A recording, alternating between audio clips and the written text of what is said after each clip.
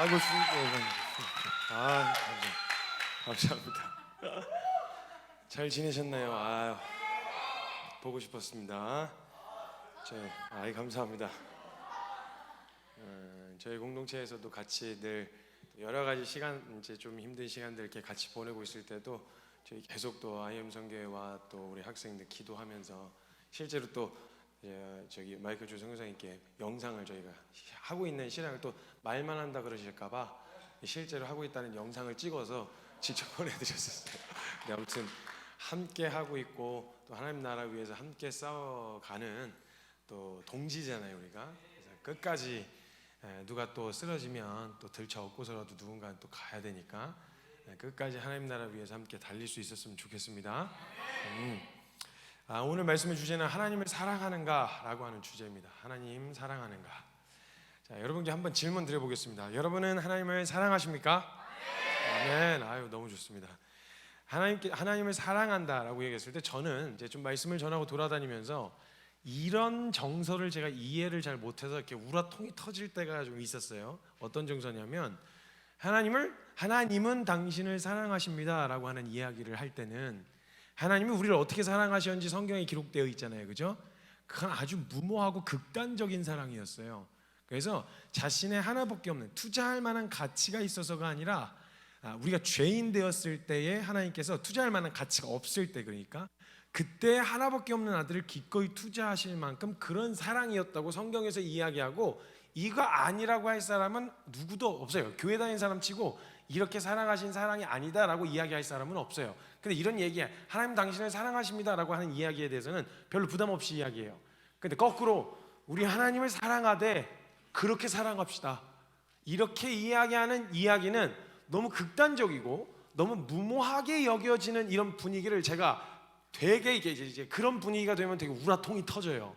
받은 사랑은 극단적인 사랑을 받았어. 정상적 우리가 생각할 때 어떻게 이렇게 사랑할 수 있지? 라고 말할 만큼 아주 극단적인 사랑을 받았단 말이에요. 근데 그런 이야기를 할 땐 편안해. 하나님 당신을 사랑하십니다. 근데 거꾸로 우리가 그런 사랑을 받은 사람들이니까 우리 그런 사랑으로 하나님 사랑합시다 라고 이야기하면 균형 잡으라는 거예요. 그렇게 믿어야, 그게 너무 그렇게 확 홀라당 미쳐갖고 그렇게 믿으면 안 된다는 거예요. 적당히 삶과 신앙 안에서 균형을 잡고 살라는 이런 이야기가 저는 이해할 수가 없는 거예요. 제가 그런 얘기를 한번 들었거든요. 제가 훈련시키던 어떤 자매가 하나 있었는데 이 자매가 어느 날 얼굴이 썩어갖고 왔어요. 그래서 저한테 상담을 요청하는 거예요. 그래서 왜 그러냐 그랬더니 이 자매가 집에 가정에서 무슨 일이 있었는데 자신의 어머니가 권사님이래요. 권사님. 그러니까 교회 중직자고 자신의 신앙의 멘토와 같던 분이었대요. 근데 어느 날 예전에는 막 술 먹고 막 깽판 치고 돌아다닐 때는 별 말씀 안 하시다가 은혜를 제대로 받아가지고 나 진짜 선교사가 될 거예요, 나 하나님 나라 위해서 진짜 내 인생을 다 드릴 거예요 라고 이야기했더니 눈이 뒤집히셨대요. 권사님이 교회 중직자이신 권사님이 눈이 뒤집히신 거예요. 그래가지고 이렇게 얘기하셨대요. 야, 이 지지배야, 믿어든 마, 적당히 믿어야지. 미쳐도 적당히 미쳐야지, 이러셨다는 거예요. 그래서 그 얘기를 듣고 너무 충격에 빠져가지고 저한테 이런 얘기를 들었다고 이야기를 하는 거예요. 그럼 어떻게 해야 되겠냐는 거죠. 그래서 제가 그 얘기를 듣고 어찌됐건 상담을 하러 온 거니까 대답을 해주기 위해서 제가 그 연구를 시작했어요. 도대체 적당히 믿는 게 뭔지, 적당히 미치는 게 뭔지 연구를 시작했는데 지금까지 결론이 안 내려졌어요. 그러니까 제가 무식해서 그런 건지 모르겠는데 전 잘 모르겠어요. 믿으면 믿는 거고 안 믿으면 안 믿는 거, 적당히 믿는 건 뭐예요 도대체? 미치면 미친 거고 안 미치면 안 미친 거고, 적당히 미치는 건 뭐냐고. 그러니까 신앙생활이 그래서 힘든 거라니까. 앉으려면 앉든지 쓰려면 쓰든지 적당히 앉아 있는 거예요. 그러니까 얼마나 힘들어, 막 미치겠는 거지. 힘들기만 오지게 힘들고 믿어지는 것 같지는 않고 이러고 버텨. 그러니까 이게 무슨 신앙생활이냐면 아싸리 그냥 안 믿기면 떠나든지. 근데 어려서부터 들어가지고 천국과 지옥이 진짜 있으면 어떡해. 그 아싸리는 못 떠나겠고, 그렇다고 온팡 믿자니 이것도 너무 세상을 등지고 그렇게 가는 건 아닌 것 같아. 이러지도 못하고 저러지도 못하고 이러고 앉아있는 꼬라지가 꼭 우리 신앙생활하는 꼬라지는 아니었냐는 거예요. 이러면서 이걸 세상에서 균형 잡힌 신앙생활이라고 이야기하는 거예요. 균형. 나 그 빌어먹을 균형 뭔지 모르겠어요. 난 지금도 도대체 무슨 균형을 얘기하는 거예요. 어떻게 믿어야, 그냥 적당히 믿는 게 도대체 뭐냐고. 세상하고 교회하고 적당히 발걸치고 있는 걸 균형 잡힌 신앙생활이라고 얘기하는 거예요? 이해가 안 된단 말이에요 저는. 이게 그러니까 하나님의 사랑에 대해 이야기할 때는 하나님이 우리 위해서 십자가를 지셨어요 라고 이야기하는데, 그런 사랑을 받은 우리가 그런 사랑으로 하나님을 사랑하자라고 이야기하면 너무 무모한 소리 하지 말라는 거예요. 극단적인 소리 하지 말라는 거예요. 이렇게 되어진다는 거예요. 그러니까 하나님을 사랑하십니까? 라고 물으면 다들 아멘 해요. 제가 다른 데 가서도 여기는 막 또 그렇게 한 마음으로 이렇게 가서 제가 말을 좀 편하게 하는 겁니다, 여러분. 저 밖에 나가서 이렇게 험하게 말 안 해요. 욕 먹으니까. 근데 여기서는 욕 안 먹을 것 같아서 그냥 하는 거예요. 그래서 하나님을 사랑한다라고 이야기하는 가면요, 교회 돌아다니면 얘기하면 다들 아멘 끄덕끄덕해요. 그럼 제가 몇 가지만 파고 들어와서 너 사랑하면 이게 정상 아니냐라고 물어보면 그건 또 아니라는 거예요. 그렇게까지는 또 아니라는 거예요. 너무 지나치게 그러면 안 된다는, 이런 식의 이야기로 흘러가게 되어진다. 자꾸 여러분, 사랑을 오해하면 안 되는데, 사랑이라고 하는 그 속성 자체는요, 우리가 흔히 생각하는 연애 감정 정도가 아니에요. 포함하고 있지만 사랑이라고 하는 건요, 하나님은 사랑이시다라고 말할 만큼 완전한 속성이에요. 그 모든 걸 다 포함하고 있는 게 사랑이에요. 근데 우리가 이해할 때 인간이 유한하다 보니까 이 감정도 유한해요. 그래서 기복이 있잖아요. 감정이 좋다가도 나쁘고 나쁘다가도 좋잖아요. 원래 상황이란 게 유한한, 해 아래 새 것이 없다고 어차피 썩어 없어질 것 안에서 사는 우리는요, 감정도 좋다가도 나쁘고 나쁘다가도 좋고, 그리고 상황도 좋다가도 나쁘고 나쁘다가도 좋고 이래요. 물론 돈은 없다가도 없고 없다가도 없어요. 이상하게 돈은 늘 없어요. 한결같아 참. 아무튼 그런 상황에서 감정이라고 하는 것 자체가 유한하기 때문에 우리가 사랑을 연애 감정으로만 이해하면 확 불타오르다가 확 사라지는 그런 정도로 이해한단 말이에요. 근데 만약에 하나님 이꼬르 사랑이다 그러면 하나님은 영원하시죠. 그 불타오르는 열정과 사랑이 영원토록 지속된다는 거예요. 그래서 사랑을 이해할 때 우리의 연애 감정으로 이해하면 안 되고, 우리의 연애 감정으로 이해하더라도 그게 잠시 잠깐 하다가 사그러지는 게 아니라 영원토록 지속된다고 생각하시면 돼요. 이게 사랑이에요. 여러분, 하나님이 연애 감정 때 막 그 연애할 때 쪽에 그 막 그래요. 표정이 막 나 연애 안 해봤는데 약간 이런 표정인데, 그런 연애할 때 그 불타오르는 그런, 이제 상상해 보세요. 상상 드라마 봤잖아요, 우리. 그러니까 연애할 때 그 불타오르는 감정과 그 열정으로 영원토록 우리를 사랑하시는 게, 이게 성경에서 말한 사랑이었어요. 사랑. 근데요, 이 사랑이 가지고 있는 속성 중에 아주 두드러지게 깔려 있는 사랑의 전제가 있는데 뭐냐면, 그 사랑은 반드시 자발적이고 능동적이어야 해요. 시켜서 하면 절대 사랑해서 하는 게 될 수 없어요. 해야만 하기 때문에 하면 그건 사랑이 아니에요. 사랑은 시키지 않았어도, 해야만 하는 어떤 규율이 없어도 내가 자원하여 막 하고자 하는 더 할 것을 찾게 된다는 거예요. 여러분, 사랑하면요, 덜 할 생각 안 해요. 더 할 생각을 하죠. 그래서 여러분, 만약 주님을 사랑하는데 덜 해도 괜찮다라는 이야기는 흘려 들으세요. 별로 여러분에게 유익이 되는 소리가 아니에요. 근데 주님을 위해서 더 하자라고 하는 말에 대하여는 여러분 좀 쓰더라도 여러분들이 아멘으로 받으시면 여러분에게 유익해요. 사랑은 철저하게 자발적이고 철저하게 능동적이어야 돼요. 이게 우리가 인간사에서 드러날 때가 언제냐면, 보통 연애할 때 이런 것들이 드러나게 돼요. 근데 이제 하나님을 사랑하고, 그때만 해도요, 사랑한다는 감정을 느끼고 실제로 체감하게 되어질 땐 능동적이고 자발적으로 움직이게 되어진다는 거예요. 사랑하는 대상을 우리 무언가 한다고 했을 때는 뭔가 해야만 해, 의무적으로 하거나 이러지 않아요. 막 그냥 찾아서 하게 된다는 거예요. 근데 만약에 그 하는 이유가 사랑해서가 아닌 다른 이유로 한다면 그건 사랑하는 게 아닐 수 있다는 거예요. 사랑해서 나타나는 일이 아닐 수도 있다는 거죠. 예를 들면 내가 그렇게 하지 않으면 불이익을 받는다든지, 내가 그렇게 하면 이익을 얻게 된다든지, 이런 이유로 만약 하게 되어지면 사랑해서 하는 것이라고 보기에는 어렵다는 거예요. 내게 떨어지는 무엇, 혹은 내게 닥쳐지는 불이익, 이런 것을 통해서 만약 하게 되어지면 어렵다는 거예요. 신앙생활도 마찬가지예요. 하나님을 사랑한다고 하면서 내가 주일 성수를 하고 교회 봉사를 하고 열심히 하는 이유가 내게 떨어질 이익이나 혹은 불이익 때문에 하는 거라면 그게 정말 주님을 사랑해서 하는 일은 맞냐는 거예요. 그걸 점검해 볼 수 있어야 된다는 거예요. 다 좋은데 정말 사랑한다면 그것을 통해서, 내가 뭔가 하려고 하는 그것을 통해서 내게 전혀 유익이 없어도, 내게 떨어지는 게 아무것도 없어도 그래도 계속 할 수 있겠냐는 거예요. 정말 사람의 인정과 평판이 없어도, 사람들이 알아주지 않아도 내가 그렇게 하고 안 하는 것이 내가 구원받아서 천국 가는 일에 아무런 영향을 미치지 않는다고 하더라도 그래도 할 수 있겠냐는 거예요.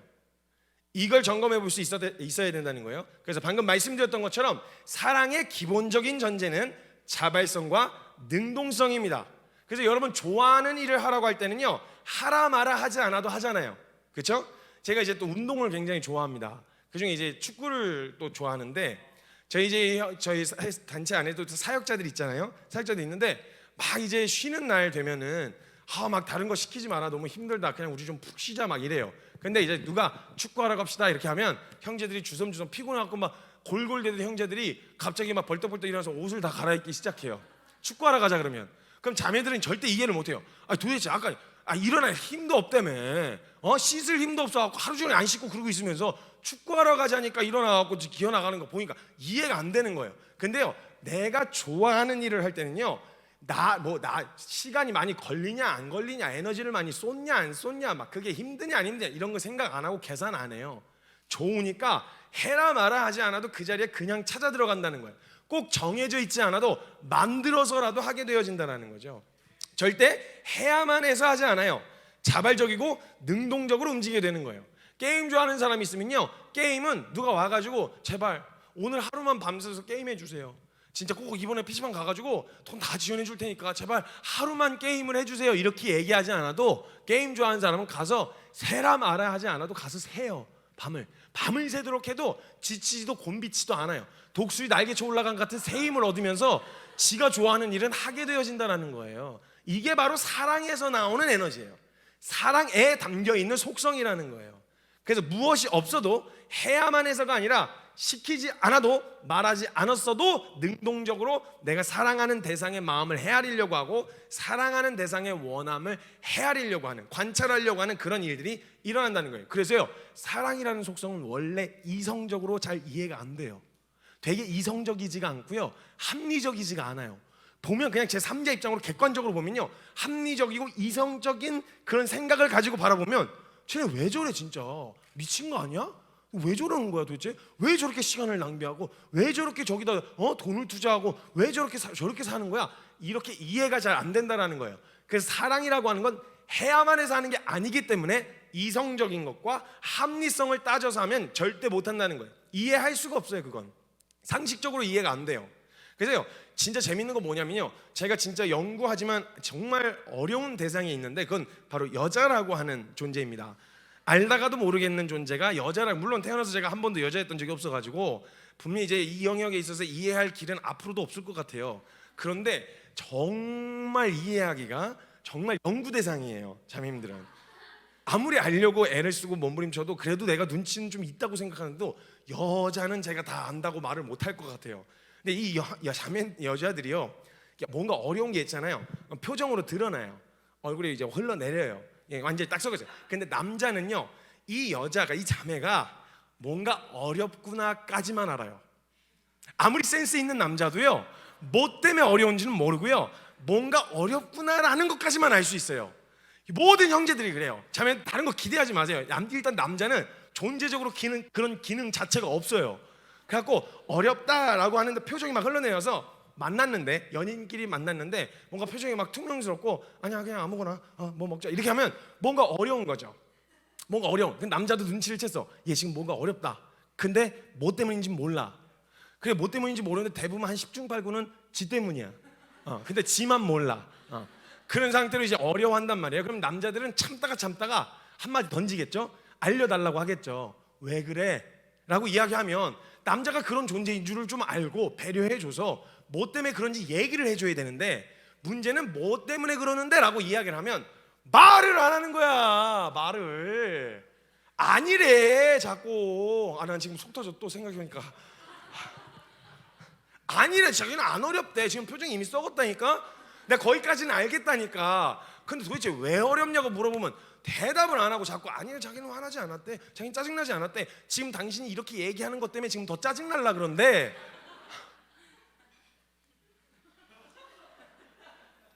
환장하겠는 거예요 진짜. 그래서 아니 왜 그러냐고 막 이야기하는데 자매들은 또 그런 마음이잖아. 내가 설명은 하는데 공감은 안 된다니까. 설명은 해낼 수 있겠어. 약간 이런 마음 있죠. 뭔가 서운해, 그리고 뭔가 삐졌어. 그럼 이걸 그냥 내가 얘기하지 않아도 좀 알아서 센스껏 좀 마음을 공감해주고 좀 알아서 해주길 바라는 마음인 거예요. 그리고 내가 꼭 그렇게 이야기하지 않아도 알아줬으면 좋겠지만 내 마음엔 또 무슨 마음이냐면 이런 걸로 삐지고 있는 내가 또 너무 싫어. 그러니까 뭔가 삐진 건 맞는데 이런 것 때문에 삐지는 내가 너무 없어 보이고 내가 좀 아닌 것 같아 갖고 그걸 또 말하기도 그래. 근데 자꾸 말하래 이 새끼가. 짜증나는 거야 자꾸. 이거 아니라고, 괜찮다고 막 이렇게 이렇게 해서 계속 이렇게 골이 깊어지는 거죠. 그러니까 형제들은 환장할. 형제들은 일단 공감 능력 자체가 떨어진다. 요거까지만 아시면 돼요. 이건 존재적인 반응이에요. 근데 이게 얼핏 남자에게서 가능한 것 같다라고 느껴질 때가 있어요. 이것 때문에 속아서 결혼을 하거든요. 남자는 존재적으로 공감 능력이 없는데 이 남자는 공감 능력이 있나 보다라고 착각을 하고 속아가지고 결혼에 사기를 당하는 거죠. 한마디로 말하면 사기를 당하게 되어지는 이유가 있는데 뭐냐면 연애할 때는 이 사람이 공감해 주는 것 같아 보이거든요. 왜냐하면 이 연애 감정이 발동할 때는요 제정신이 아니에요. 그래서 누가 그러더라고요. 뇌하수체에서 이제 도파민이라고 하는 물질이 분비가 된다는 거예요. 환각 상태, 제정신 아닌 상태인 거예요. 자, 요 상태가 되어지면요 이 내가 좋아하는 대상을 바라보면요 이 사람을 아주 예의주시하게 보기 때문에 이 사람의 행동 하나, 표정 하나, 그 다음에 이런 것들을 굉장히 세밀하게 살피고 관찰하려고 하는 의지가 생겨요.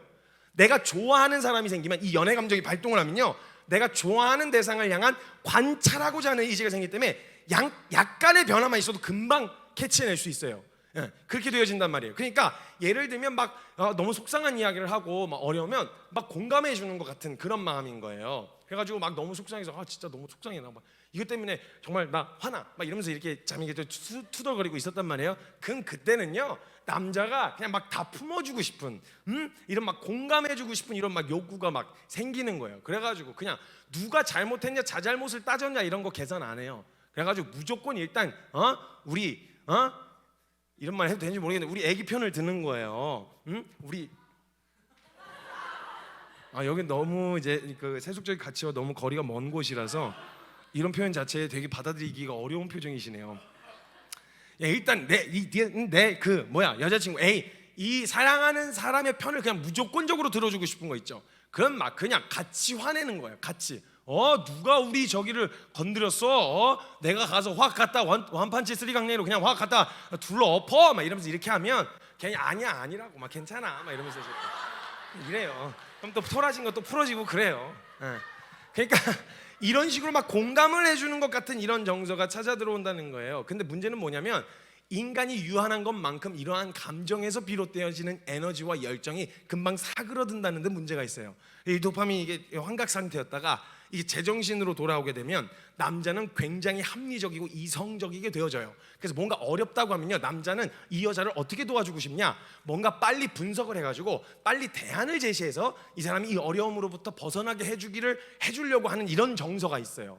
그래서 빨리 분석을 해주는 거예요. 뭐가 잘못됐는지, 뭐 어디서부터 문제가 생겼는지를 자꾸 분석해 주려는 이런 반응이 나타나요. 그리고 예를 들면 예전처럼 똑같이 진짜 짜증나게 나한테 왜 그런지 모르겠어 이런 식으로 투정을 부리면 남자는 그때 이 여자를 빨리 도와줘야 되겠다라는 게 공감해 주는 걸로 나타나는 게 아니고 굉장히 이성적이고 합리적으로 이 여자를 도와주려고 그래요. 그래가지고 딱 보니까 문제점을 딱 파악해서 딱 보니까 너도 문제가 좀 있어.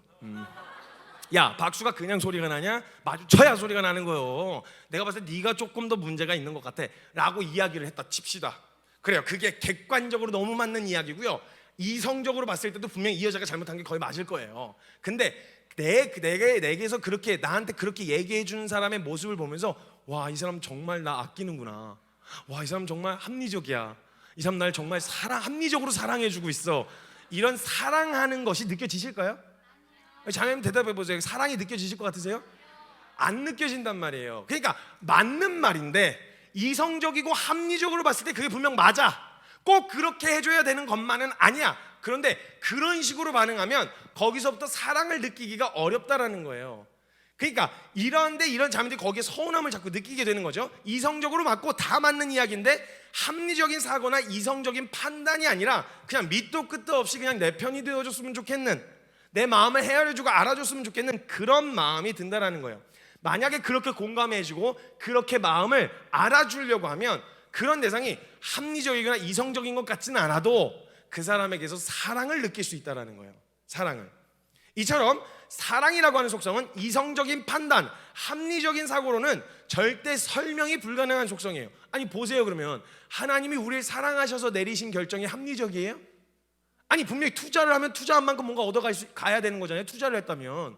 그럼 하나님이 투자하시고 나서 하나밖에 없는 아들을 기꺼이 투자하시고 나서 하나님이 얻어가신 건 뭐예요? 없어요. 이건 정말 말도 안 되는 투자란 말이에요. 그러니까 합리적이고 이성적이지 않은 사랑으로 우리를 사랑하셨다고요. 절대 이해가 안 돼요. 그래서 이성적으로 하나님의 사랑을 이해하려고 그러면 절대 이해할 수 없다는 거예요. 그런데 희한하게 우리는 신앙생활을 할 때 이성적이고 합리적인 신앙생활을 하지 자꾸. 나 진짜 이거 환장하겠는 거예요 이거. 뭘 자꾸 이성적이고 합리적이고, 뭘 그렇게 대단하게 이성적이고 처참하게 합리적인데, 이런 사랑을 얘기하면서 우리는 그런 신앙을 원한다라는 거예요. 그럼 이렇게 생각해 보세요. 여러분, 크리스마스, 얼마 전에 크리스마스였는데 크리스마스 이야기 중에 되게 이렇게 마음을 따뜻하게 하는 그런 동화들이 많은데 그 중에 이런 동화가 하나 있어요. 어떤 남자하고 여자하고 부부였어요. 부부였는데 둘이 너무 사랑하는 거예요. 둘이 너무 사랑해가지고 서로 막 너무 찢어지게 가난한데 둘이 너무 사랑하고 아끼는데 크리스마스 때 둘에게 서로가 선물을 해주고 싶은 마음이 든 거예요. 누가 시키지도 않았는데 그냥 그러고 싶은 마음이 생긴 거예요. 그래서 무슨 선물을 할까 서로 고민하기 시작했어요. 근데 아내는 남편을 보면서, 남편이 항상 시계를 들고 다녔는데 시계가 손목 시계인데 손목 그 끈이 밴드가 없어가지고 항상 이렇게 알맹이만 여기다 놓고 다니는 걸, 그걸 보게 된 거예요. 그래가지고 손목 시계 그 손목 끈을 사줘야 되겠다 이런 생각이 든 거예요. 돈이 어디 있어? 그래가지고 아내가 머리카락을 잘라서, 자신의 머리카락을 잘라서 그걸 팔아가지고 손목 밴드를 산 거예요. 손목 시계 밴드를. 그리고 남편은 사랑하는 아내에게 뭘 해줄 수 있을까 하는데 그 사랑하고 너무 이쁜 이 아내가 항상 일을 할 때 머리가 너무 길어가지고 머리가 자꾸 흘러내려오는 게 보이는 거예요. 그래서 사랑하는 아내를 위해서 이쁜 핀을 하나 사줘야 되겠다 해가지고 자신의 손목시계 알맹이를 팔아서 아내를 위해서 핀을 산 거예요. 이 얘기 처음 들어보세요? 아시죠? 그래서 그 핀을 산 거예요. 그리고 나서 둘이 크리스마스 때까지 기다리고 있다가 또 만나가지고 선물을 딱 교환했어요. 그리고 그 선물을 딱 열어봤죠. 근데 딱 열어보니까 난 알맹이를 팔았는데 손목 밴드만 있어. 난 머리를 잘랐는데 핀을 선물해 줬어. 자, 이거 딱 보는데 우린 여기까지만 이야기가 진행돼도요 서로 막 따뜻하게 그냥 서로를 향한 마음이 막 전해져가지고 그렇게 동화가 마무리되어도 전혀 손색 없는 그런 이야기가 될 수 있잖아요. 그렇죠? 근데 여러분, 여기서 잠깐 이성적이고 합리적으로 이 상황을 지켜봅시다. 이 상황을 이성적으로 판단해야 돼요. 자, 지금 상황에서 둘 다 쓸모없는 걸 사갖고 왔어요. 그렇죠? 이제 더 이상 써먹을 데가 없어요. 손목끈을 어디다 써 그거. 머리카락이 없는데 핀을 어디다 쓰냐고. 합리적으로 생각해야 돼요. 그럼 둘이 제일 먼저 그 다음에 선물을 교환한 다음에 열어본 다음에 그 다음에 스토리가 합리적이고 이성적인 스토리로 이어져 갔다. 동심을 좀 파괴해 보겠습니다. 그럼 바로 뭐부터 확인해야 되냐? 영수증 챙겼냐? 나 진짜 이렇게 안 맞나 진짜. 이렇게 안 맞아. 제가 한번 아내가 저한테 당신은 나한테 로또 같은 남자라는 거예요. 하나도 안 맞는데, 맞는 게 하나도 없대. 이것저것 찍어보지만 그 중에 맞는 게 하나도 없다고 뭐 그런 얘기를 하더라고요. 농담 삼아 이야기하긴 했는데 이렇게 안 맞나 진짜. 정말 둘이 선물 교환했는데 이제 더 이상 쓸모가 없는 거예요. 그럼 어떻게 해? 환불해야지. 그럼 그러려면 영수증이 필요하잖아. 일주일 안에 너 산지 얼마나 됐어요? 보통 일주일 안에 환불을 해야 되니까, 교환 환불을. 일주일이 됐는지 체크하고 점검해서 빨리 환불을 하는 스토리로 만약에 막을 내렸더라면 이걸 얘기 들으면서 여러분의 마음이 막 따뜻해지실까요? 야, 정말 합리적인 사랑이야. 너무 이성적인 사랑이야. 이렇게 막 따뜻함이 느껴지실까요? 아니죠. 거기서 사랑을 느끼려면 거기서 뭐 그 이후에 어떻게 처리했는지는 나와 있지 않지만 서로의 마음을 확인한 것만으로도 그렇게 끝나도 우리 마음을 따뜻하게 하기에 충분하잖아요. 마찬가지예요. 사랑이라고 하는 것은 이성적으로 합리적으로 생각해서 하는 게 아니라 내가 사랑하는 그 대상을 시켜서가 아니라 뭔가 그 대상을 기쁘게 해주고 싶은 마음에, 의무가 아니라 그 대상이 웃는 걸 보고 싶어서 시키지도 않아도 그 자리에 기꺼이 뛰어들게 되어지는 것을 말한다라는 거예요. 현실적으로 합리적인 생각과 이성적인 판단은 그걸 얼른 환불해서 실리를 따지는 게 맞겠지만 사람들은 그런 이야기에 아무도 감동을 받지 않는다라는 거예요. 사랑이라고 하는 속성 자체가 실리와 합리적인 사고 자체를 무시하는 건 아니에요. 그러나 그것을 뛰어넘는 에너지가 존재한다는 거예요. 꼭 그렇게 하지 않아도 기꺼이 그 자리에 뛰어들게 하는 그런 에너지를 갖게 되어진다는 거죠. 예, 그렇다는 거예요. 근데 이제 우리가 이 사랑하는 것으로 사랑한다라고 이야기하면 사람이 그래서 이성적이고 합리적이지 않게 되어지기 때문에 사람이 자신을 사랑하면 그래서 아주 비이성적인 행동을 하기 시작하는 거예요. 자기를 사랑하면. 그래서 내로남불이란 말이 있잖아요. 내가 하면 로맨스, 남이 하면 불륜. 이렇게 되는 거예요. 내가 하면 로맨스가 되는데 남이 하면 불륜이 되어진다는 거죠. 똑같이 그 똑같은 짓을 남이 하면 불같이 화를 내고 정죄하고 깔 거면서 그 일을 내가 하고 있으면 그렇게 할 수밖에 없었던 이유가 충분히 있는, 그렇게 변명하고 합리화하는 그런 태도가 나타난다는 거예요. 그래서 사랑하는 대상이 무엇인가를 원한다는 표출을 하잖아요. 사랑하는 사람은 사달라고 하지 않았어도 사주고 싶은 생각이 마음이 막 찾아들어오게 된다는 거예요. 막 하고 싶어져요. 그 일을 하려고 하게 되어지는 거죠. 여러분, 제가 또 자매님들 중에서 정말 좀 이해 안 되는 게 또 한 가지가 있는데 뭐냐면, 제가 생각할 때 실리와 합리성을 따졌을 때 이건 정말 합리적이지 않다, 이건 정말 아무 짝에도 쓸모가 없는 것 같다라고 생각하는데 자매들에게는 조금 다른 느낌을 가져다 주는 게 하나 있어요. 뭐냐면 꽃이요. 꽃. 저는 아무리 생각해도 이 꽃은요, 그냥 길가에서 아무 데서나 볼 수 있는 풀떼기예요. 저한테는. 제 정서에는 꽃은 그래요. 근데 우리 자매들에게는 또 꽃이라고 하는 존재가 그렇지가 않잖아요. 그냥 꽃을 봐도 이쁘고 그냥 말려도 이쁘고 그냥 막 이런 정서란 말이에요. 근데 저는 이해가 안 되는데, 꽃집에 가면 그 꽃의 가격이 저는 절대 이거 합리적이지 않다고 생각해요. 저는 일단 이게. 그래서 그 꽃다발이나 아니면 꽃 바구니의 가격을 보면 저는 무슨 생각부터 드냐면, 야, 이거 하면 남자 6명에서 순댓국밥 한 그릇씩 먹을 수 있을 텐데, 이런 생각이 먼저 들어요. 야, 이거 갖고 한 다발이면 고기가 몇 근이요? 약간 이런 생각이 드는 거예요. 합리적으로 따졌을 때 이건 별로 실질적인 게 아니란 말이에요. 근데 또 자매들 마음 안에는 이게 꽃이라고 하는 존재가 그렇지가 않은 그런 란 말이죠. 그래서 저도 한 번은 어떤 있으면 제 아내가 꽃을 되게 좋아해요. 꽃을.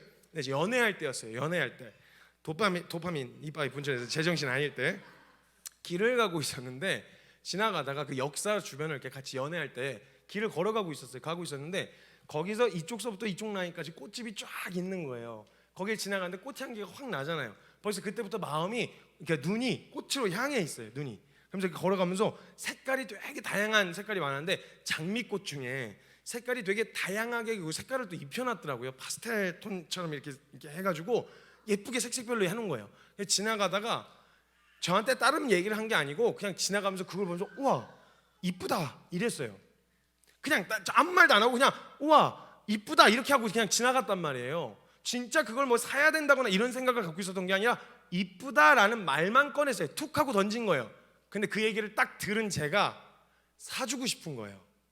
저한테 사달라고 말 안 했어요. 저한테 사달라고 얘기한 게 아닌데 그 얘기를 듣자마자 사주고 싶은 거예요. 그래서 한참 길을 걷다가 잠깐만, 나 지하철역에 뭐 놓고 온 것 같아. 그래서 가갖고 한 송이를 사갖고 줬어요. 그 제정신 아닐 때, 도파민 이빨이 불출돼 있을 때, 제정신 아닐 때, 환각 상태일 때, 그랬단 말이에요. 그러니까 내가 사랑하는 대상이, 내가 좋아하고 사랑하는 그 대상이 원하고 마음에 좋다라고 하는 표현만 해도, 해달라는 게 아니라 표현만 해도 사랑하는 사람은 그걸 관찰하고 있다가 이 사람이 이걸 좋아하나 보다, 이걸 사달라는 게 아닌데도, 이걸 해달라는 데도 않는 게 아닌데도 마음에 조금이라도 그런 표현을 하면 막 사주고 싶은, 그렇게 해주고 싶은 막 마음이 찾아 들어온다는 거예요. 그러니까 주변에서 보면 이성적으로 이게 합리적이지 않아 보이는 거예요. 보기에 절대 이해가 안 되는 거예요. 왜 저러는 거야? 이런 생각이 드는 거죠. 그래서 연애질을 하고 있는 이 두 사람을 보는 그 주변 사람들이 느끼는 정서를 옛날 속담으로 뭐라고 표현했냐면 지랄도 풍년이다 이렇게 표현했어요. 왜 저러는지 도대체 이해할 수가 없는 거죠. 쟤네 왜 저러지? 아니 밤새도록 같이 있다가 집에 가서 또 밤새도록 통화를 하고 그 다음날 또 만나서 또 계속 아주 이해할 수가 없는 이런 정서가 느껴진다는 거야. 이게 바로 사랑 안에 있는 속성이에요. 근데 우리가 만약에 하나님을 사랑한다고 말하면서 능동적이고 자발적인 태도가 우리에게서 나타나지 않는다면 그 사랑의 대상이 누구인지를 살펴볼 수 있어야 된다는 거예요.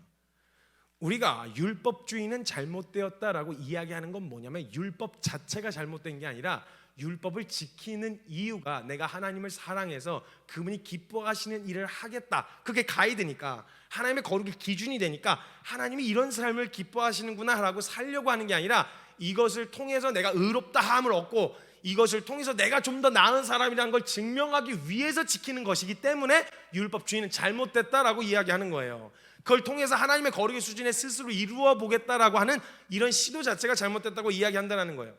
내가 손해보지 않는 범위 안에서 시킨 것만 하고 하지 말라고 하는 것은 하지 않는 거죠. 그 이상의 내가 손해보는 짓은 안 해요.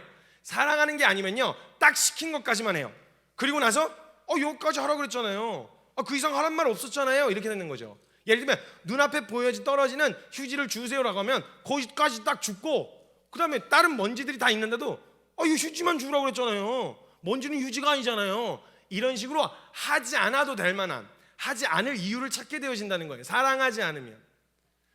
하란 대로 했고 하지 말란 거 하지 않았다, 잘한 거 아니냐, 괜찮은 거 아니냐, 네 맞아요, 뭐 틀렸다고 할 수는 없어요. 근데 그렇다고 사랑해서 했다고 보기도 어려워요.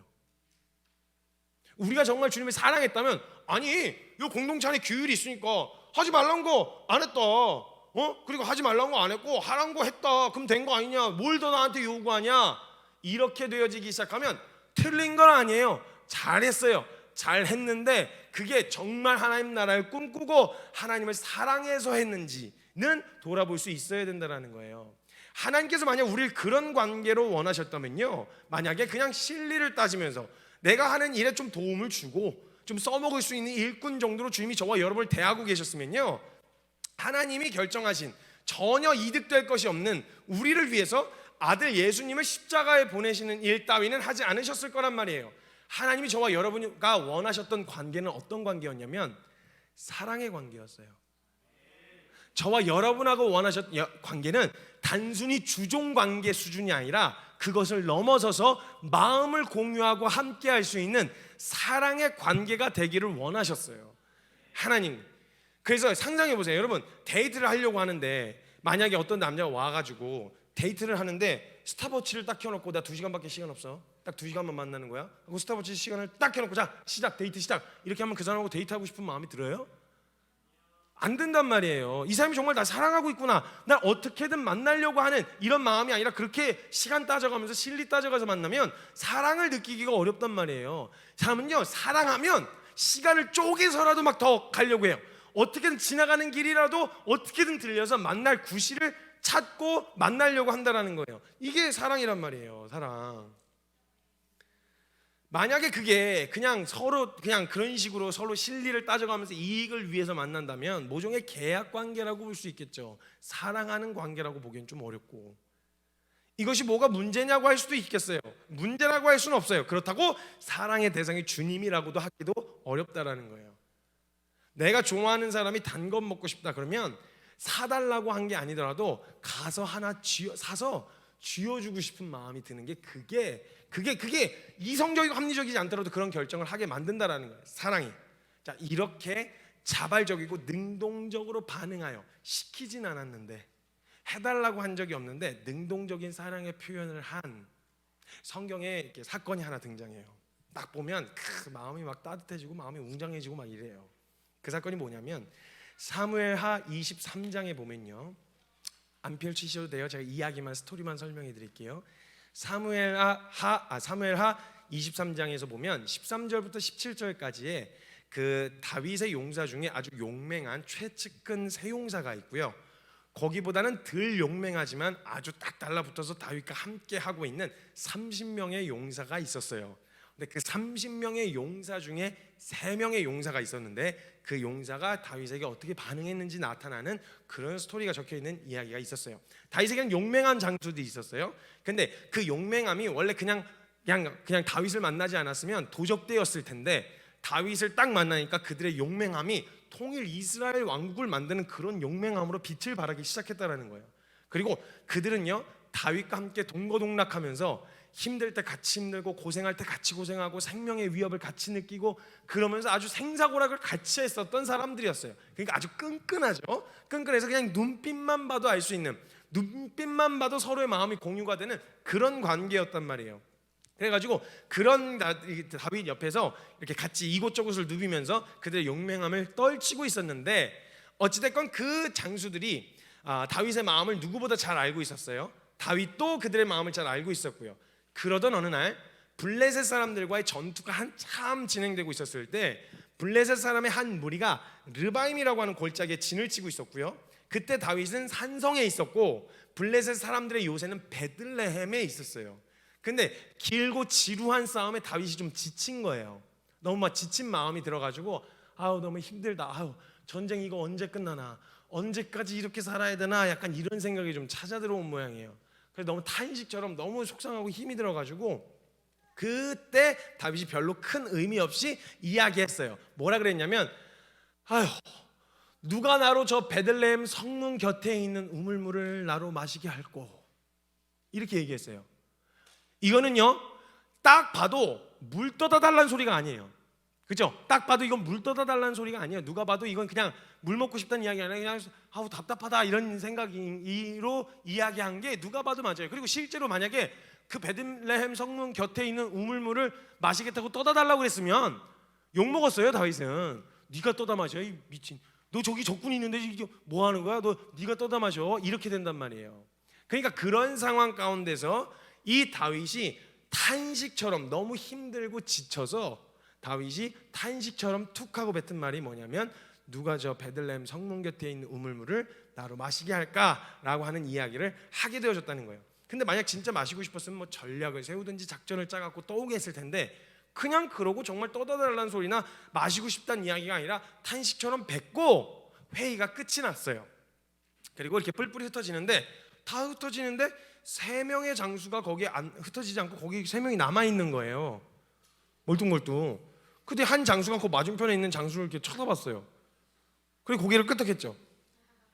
근데 걔도 뭘 얘기하는지 아는 것처럼 고개를 끄덕하는 거예요. 그 옆에 있는 쳐다보고 고개를 끄덕했어요. 걔도 갑자기 나를 보더니 고개를 끄덕하는 거예요. 근데 갑자기 이 3명의 장수가 뭔가 한 마음으로 움직이듯이, 뭔가 알아차렸다는 듯이 셋이서 어디론가 가는 거예요. 다윗은 분명 탄식처럼 이야기했어요. 근데 그걸 들었던 다윗의 세 장수는요, 다윗이 그렇게 얘기한 게 아닌 걸 알면서도 다윗을 너무나도 사랑했던 이 세 장수는 그 얘기를 듣고 말 그대로 떠다 주고 싶은 거예요. 그 물을 해달라고 한 거 아니에요. 작전에 포함되어 있었던 내용도 아니고, 그게 큰 공동체적으로 봤을 때 공동체에다가 큰 유익을 가져다 주는 일도 아니에요. 그냥 탄식처럼 이야기했을 뿐이에요. 근데 그 얘기를 듣고 3명의 장수가 떠다 주고 싶은 거예요. 근데 고개를 끄덕하더니 셋이서 무기고로 가는 거예요. 무기고로 하더니 서로 막 옷 장비를 챙기기 시작했어요. 막 갑옷을 탁 입고, 막 이런 게 또 영어로 나오면 너무 좋을 것 같은데, 영화의 한 장면이라고 하면 생각해 보세요. 막 웅장한 음악이 나오면서 무기고에서 막 셋이서 무기를 챙기는, 옆에 끈에다가 이렇게 슉 해갖고 칼 딱 차고, 한 명 활 딱 하고, 그다음에 갑옷하고 망토 딱 두르고, 그냥 단검 딱 챙기고, 투구 하나 골라서 썼는데 안 맞아. 그래갖고 다시 다른 거 찾아가지고 다시 딱 쓰고, 이래가지고 셋이서 그 적진 한복판에 베들레헴 성문 곁에 있는 그 물을 떠주려고 적진 한복판에 목숨을 걸고, 그 별것 아닌 것 같은 그 일에 목숨을 걸고 거리로 뛰어들어가려고 가는 거예요. 한 명이 수통을 챙겼어요. 그 물을 떠다 주려고 수통 하나 챙기고, 그다음에 셋이서 적진을 향해 걸어가다가 베들레헴 성문이 보이기 시작했어요. 그래서 셋이서 같이 뛰기 시작한 거야. 막 뛰어들어가기 시작했어요. 저쪽에서 갑자기 적군이 쳐들어오는 것 같으니까, 뭐야 얘네, 블레셋 애들이 깜짝 놀라가지고, 얘는 뭐야, 막 적군이 오나 보다, 척후병인가 보다, 먼저 이렇게 정찰하려고 왔나 보다 이래가지고 막 난리가 나서 비상 이렇게 해가지고 비상이 울려서 막 난리가 났는데, 보니까 3명밖에 없어. 뭐야 얘는 뭐 하자는 거야 이랬는데, 얘네들이 막 으아 하고 셋이서 막 뛰어오는데, 이상 성문으로 가는 것도 아니고 그 옆으로 빠져갖고 우물 쪽으로 가는 거야 얘네가. 블레셋 애들도 얘네 뭐야, 미친 거 아니야? 약간 이런 생각이 드는 거죠. 얘네들도, 그 블레셋 사람들도. 그래갖고 어찌됐건 적군이 가까이 왔으니까 야 잡아, 쟤네 잡아, 이렇게 하니까 셋이서 막 목숨 걸고 우물에서 막 난리를 치고 있는 거예요. 한 명은 우물 안에다 몸을 넣어가지고 막 물 뜨겠다고 막 난리를 치고, 그 남의 2명이 그 물 뜨는 거 어떻게든 보호하겠다고 이야 하면서 빨리 떠 이러는데, 그 안에서 또 주둥이가 작아가지고 꼴꼴꼴꼴꼴 이러고 들어가고 있는 거예요. 그냥 빨리 떠 이러면서 하다가 창에 찔리고 막 화살이 날라와서 막 스치고 막 하나 맞고 막 그냥 막 두드려 맞고 둔기로 맞고 막 쓰러졌다 다시 일어났고 또 막 빨리 딱 이래가지고 3명에서 떠갖고 한 명이 그 품 안에다가 그 수통을 품 안에다 안고 그 적진 한복판에 그냥 빨리 길 열어라고 3명에서 막 난리를 치면서 막 하고 나서 그걸 간신히 뚫어갖고 나왔어요. 그러니까 블레셋 애들은 뭐야 이거 무슨 상황이야 이거 도대체 너무 당혹스럽고 당황스러운 거지. 얘는 뭐 하려고 온 거야 도대체 이런 생각이 들겠죠.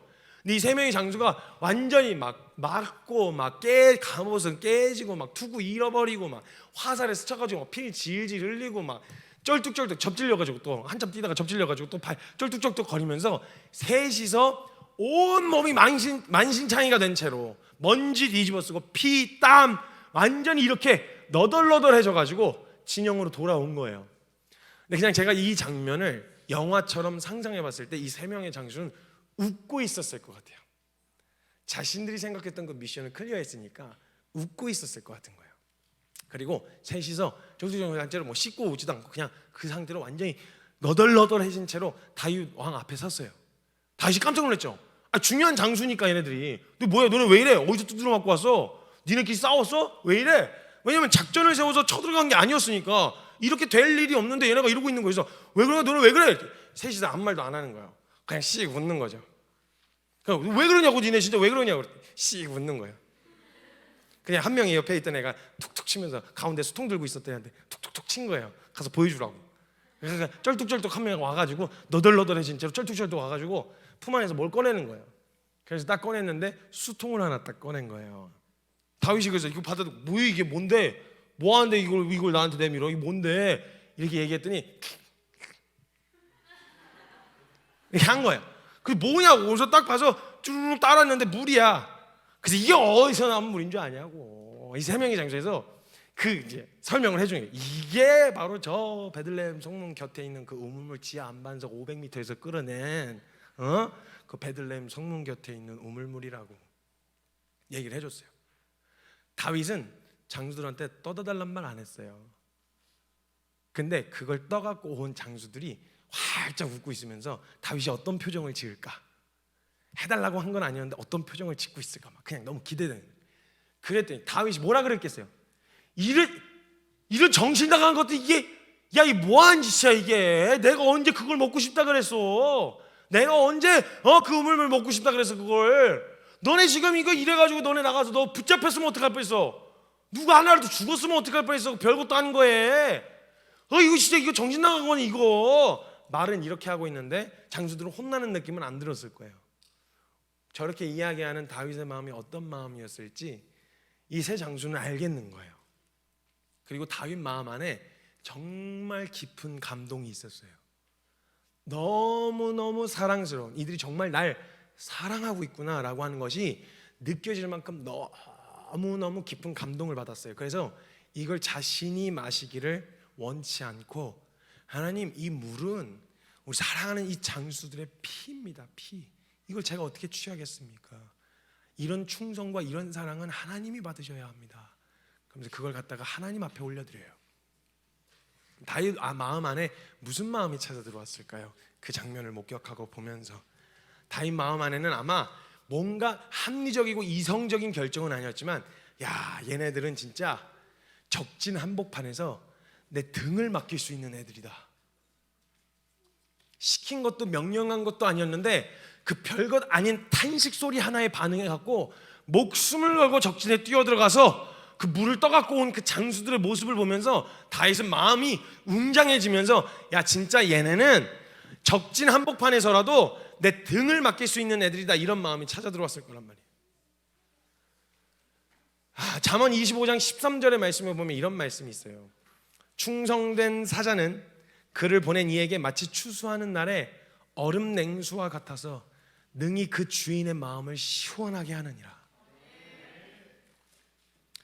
하나님이 참 마음이 답답하시고 아픈 그런 요즘이 아닐까 싶은 생각이 찾아 들어와요.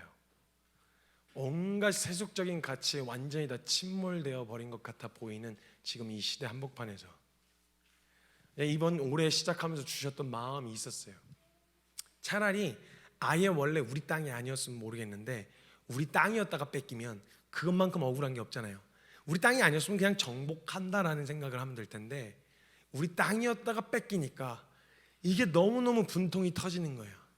올해 주님이 저에게 주셨던 약속의 말씀이 되찾아와라, 이 산지를 내게 주소서. 약속하신 그 모든 영역들을 되찾아와야 된다.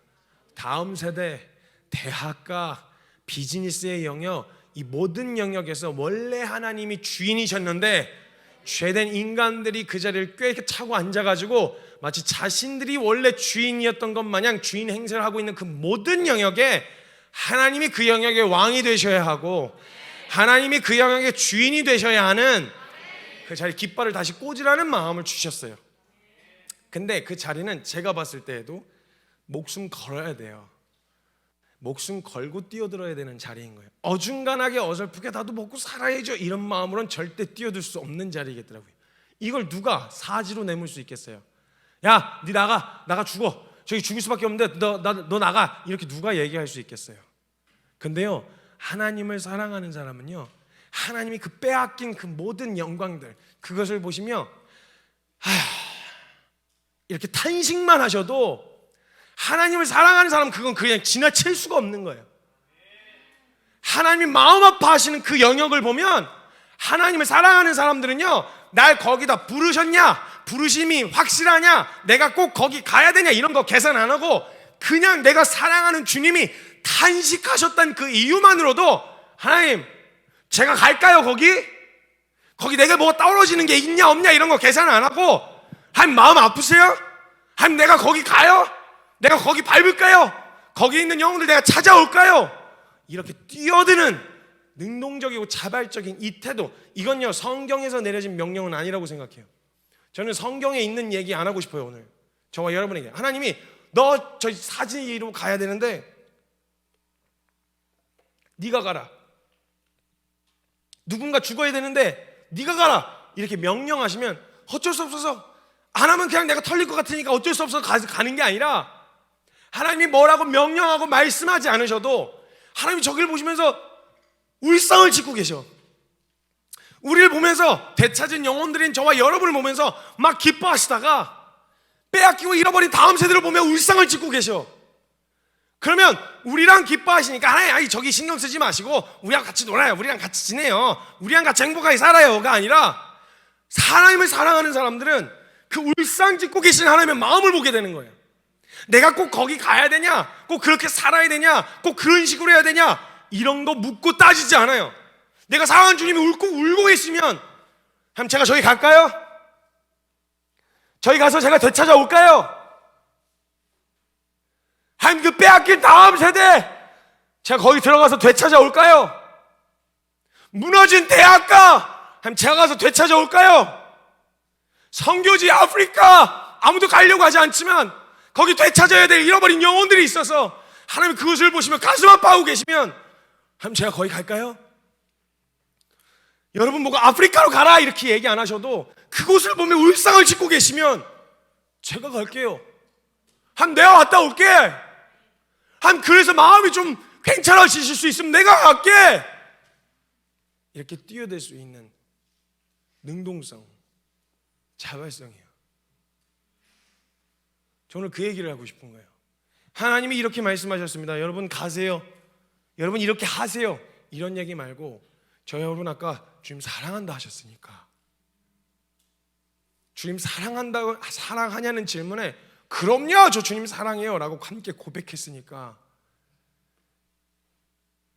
주님이 마음 아파하시는 곳, 하나님의 마음이 묻어있는 곳, 하나님 울고 계신 곳, 바라보시는 곳, 그곳이 어디든 상관없이 사랑하는 사람은 갈 수 있는 거예요. 저희 아버지가 참 아까 잠깐 이야기 나왔지만 저희 아버지가 유별나게 사셨어요. 진짜 유별나게 하나님 앞에 소유를 갖지 않겠다고 무소유로 사신다고 하면서 사시는데 자식된 입장에서 이게 얼마나 답답하겠어요. 어렸을 땐 힘들게도 같이 힘들었으니까 근데 장성하고 성인이 됐을 땐 그 의견을 존중했죠. 근데 한여름에 에어컨을 안 트시는 거예요.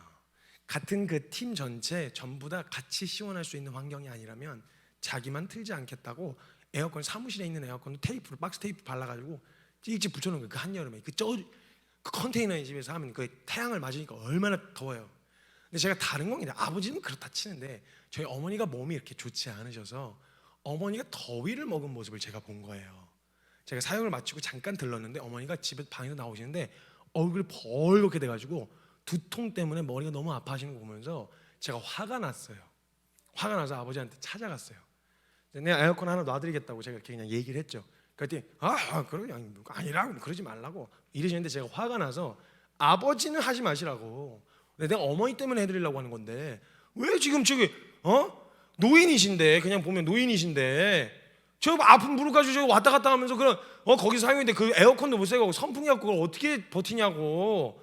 아니 에어컨 트는 게 죄예요? 제가 이런 식으로 막 맞받아 치기 시작했어요. 아니 에어컨 트는 게 죄냐고, 그게 잘못된 거예요? 아니 뭘 그렇게까지 해? 좀 그냥 좀 더우니까 조금 틀면 좀 어때? 그냥 좀 합시다, 어머니 아프니까.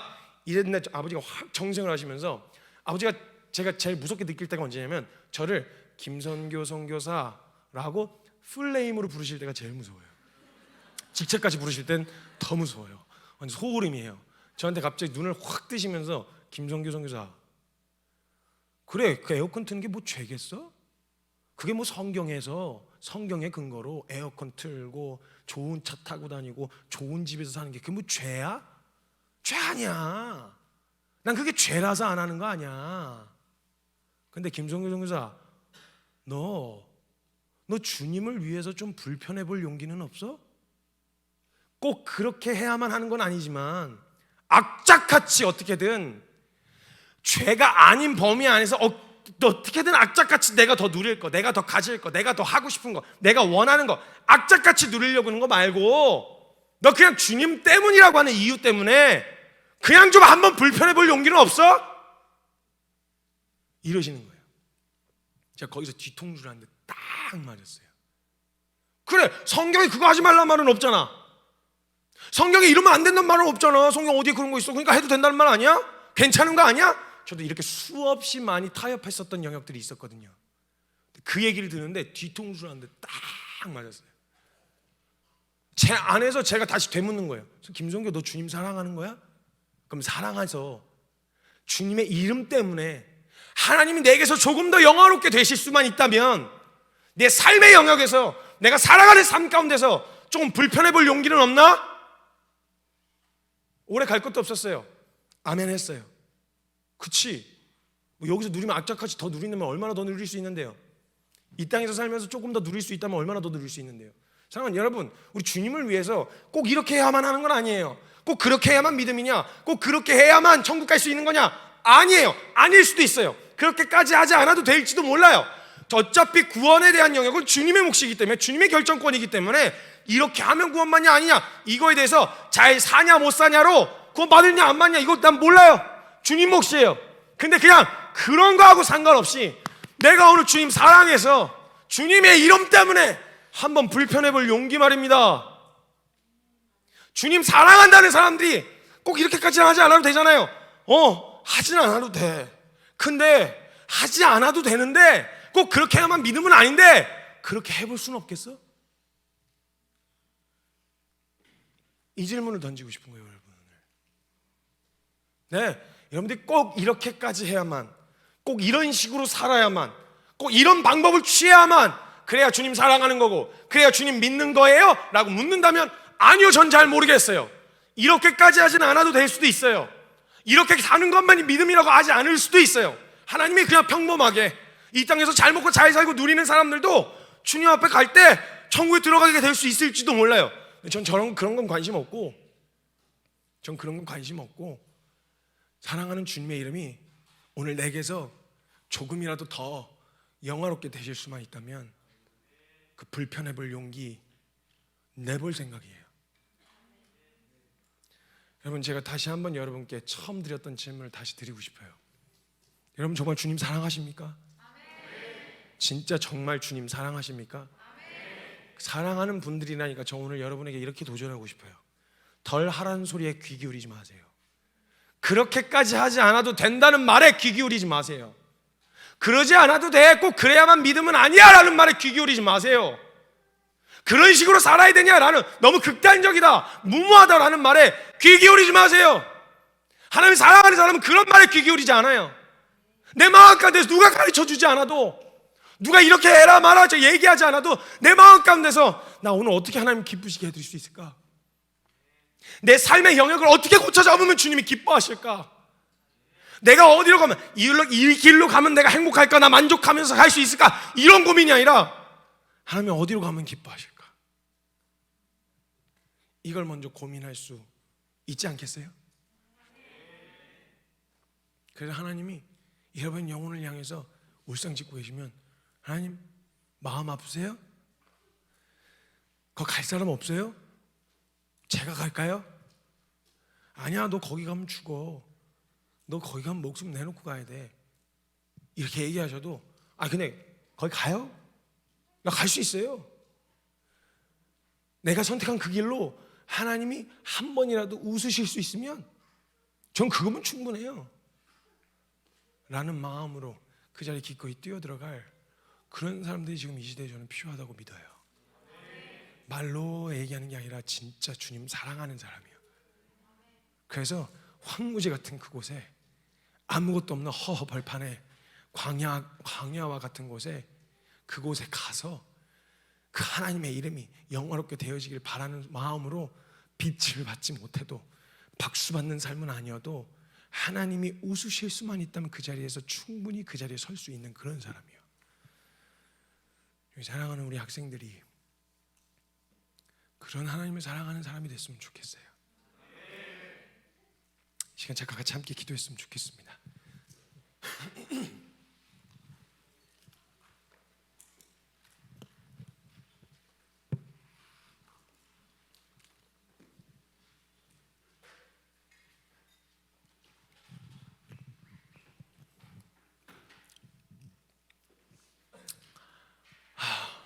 사람들이 많이 물을 거예요. 그런 식으로 살면 꼭 그래야만 하냐고. 눈을 좀 감아주시겠어요? 기도할 거예요. 꼭 그런 식으로 살아야만 믿음이냐고. 그렇게까지 하지 않아도 된다고. 너무 무모한 거라고. 너만 그러는 거라고. 너가 그렇게 살면 너 주변 사람들이 힘들어진다고. 아마 너무 무모하다, 극단적이다, 뭐 이런 얘기 많이 들을 거예요. 근데요, 하나님을 사랑하는 사람들은요, 그런 말? 그래, 맞아, 당신 말이 맞아. 꼭 이렇게 살아야만 믿음이라는 건 아니야. 꼭 이런 방식으로 살아야만 믿음이라는 건 아니야. 근데 그냥 내가 사랑하는 주님이 오늘 나의 선택 때문에 한번 웃으실 수 있다면, 한번 마음의 위로를 받으실 수 있다면, 난 내 삶을 다 걸고 달려간 그 걸음이 난 절대 무의미하다고 생각하지가 않아. 이렇게 당당하게 이야기할 수 있는 거예요. 사랑하는 여러분, 이 땅에서 믿음 지키셨던 그 믿음의 선진들 기억하시죠? 주기철 목사님, 그 막 강단에서 순교신앙 이런 거 말고, 실제로 그 자리에서 마지막까지 신사참배 거부하고 있을 때요, 수많은 목사님들이 와서, 야, 주 목사 그렇게까지 하지 마. 교인들 생각해야지. 가족들 생각해야 될 거 아니야. 네 자식을 생각해. 그렇게까지 하지 않아도 돼. 네 마음으로 신자를 참배한 게 아니잖아. 그러니까 그냥 고개 한 번만 까딱하면 괜찮아. 그냥 넘어가자. 주목사 그냥 넘어가자. 수많은 목사님들이 와서 그를 면직시키면서까지 신자 참배하라고 이야기를 했어요. 주기철 목사님 사람이에요. 왜 조금 더 안락하고 싶은 생각 없었겠어요? 주목사님 이야기 간증 들어보면 다시 잡으러 온 일본 순경들 피해서 아궁이 밑으로 숨어 들어가는 모습을 봤대요. 사람이에요. 무서웠죠. 당연히 무섭고 두렵죠. 그 고개 한 번만 까딱하면 되는 거예요. 고개 한 번만. 별 의미 없이 그냥 나중에 일본 순사들이 뭐라 그랬냐면, 너 그냥 식사기도 해라. 식사기도 하면서 고개만 까딱하면 그 동방요배 한 걸로 내가 해줄 테니까 고개만 까딱해라. 그 마음에 얼마나 많은 갈등이 있으셨겠어요. 근데 그래 진짜 합리화할 만한 수많은 명분들이 있었는데 그냥 고개 한번 눈 감고 까딱할까? 수많은 고객들 앞에 고개 에이씨 하면서 그냥 고개 숙이려고 하는데 주목사님 마음 안에 이게 안 되는 거예요. 그 고개 한번 까딱이 안 되는 거예요. 그 고개 한번 까딱했다고 지옥에 보내버리다 이런 거 몰라요. 그거 했다고 가겠어요? 그래요. 뭐 신학적으로 그게 틀리지 않을 수도 있어요. 괜찮을 수도 있을 수도 있어요. 근데 주목사님 마음 안에 중채 목사님은 하나님을 사랑하는데 그 사랑하는 하나님을 두고 다른 우상 앞에 그 고개 한번 까딱이 안 되는 거예요. 사랑하는 주님을 두고 그 우상 앞에 고개 한 번만 까딱하면 되는데 그걸 못 하겠는 거예요.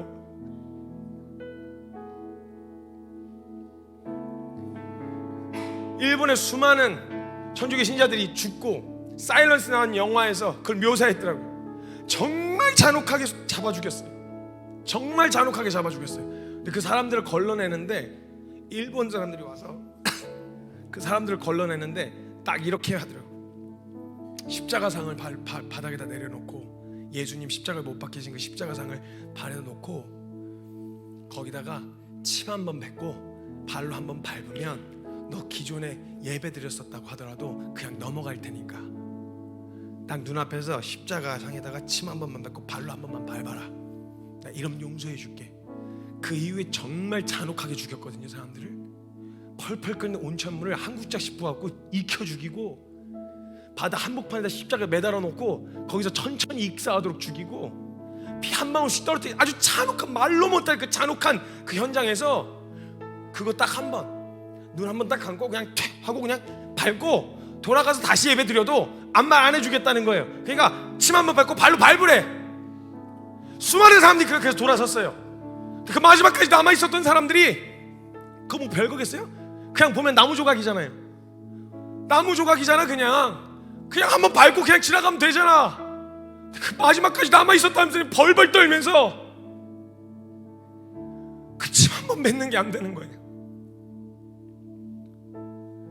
그게 그냥 모형뿐인 나무 십자가라고 하더라도 내 앞에서 그런 사랑으로 사랑하신 하나님이 계신데 그 사랑하는 주님 모형이라도 침 한 번 뱉는 게 안 되는 거예요. 발 한 번 밟는 게 안 되는 거예요. 그래서 수많은 사람들이 끌려가 순교했어요.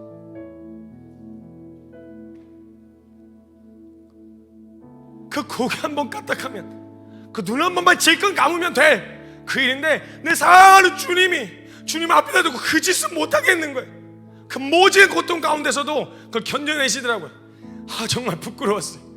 내가 이런 믿음을 이야기할 자격이 있나 난? 내가 이런 은혜를 이야기할 자격이 있는 놈인가 난? 수없이 타협하고 성경에 그런 말 없잖아. 이런 말로 그냥 넘어가는 제 태도를 보고 제 꼬라지를 보면서 내가 주님 사랑하는 놈 맞아? 이런 생각이 드는데 그 자리에 머물러 있을 수는 없었어요.